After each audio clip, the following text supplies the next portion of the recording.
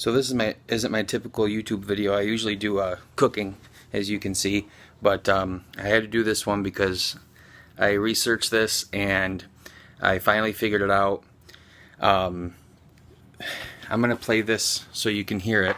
My record player, it's a little fuzzy this video, sorry. It was making this noise. Oops, let me put this on here.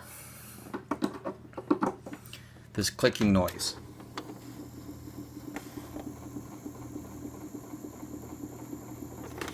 And you can barely hear it now, but it's like a knocking, like kind of like a rocking. If every time I'd play music in the background, I could hear something kind of rubbing or knocking or however you want to put it. And I just ignored it, but I'm like, you know, that'd be nice without that. So here I pulled this apart, and I found this little wheel here, and I took it off. And when I played it, it went away. So I knew it had to do with this wheel. So I lubed the inside of this up, thinking maybe it wasn't spinning free enough, you know, so I lubed the heck out of it. And as I'm looking at this thing going, oh, maybe I need this replaced, you know, I'm staring at it. I'm holding it and I feel this little notch. And I'm like, that's not good. It shouldn't be a notch.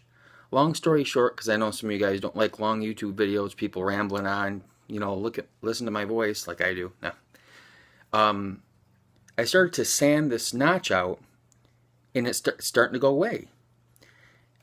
It's like the record player's hitting it's like hitting a speed bump. It's like a wheel hitting a speed bump, and every time it hits it, it's going to make a noise. And I'm like, well, how did this happen? Well, after sitting in somebody's house for so long, rested. Hope you can see it. Let me see here. Rested against this piece here. This is what makes this wheel spin.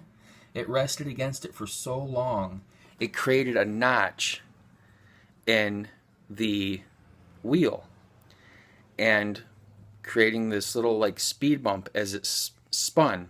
So if you're hearing this kind of like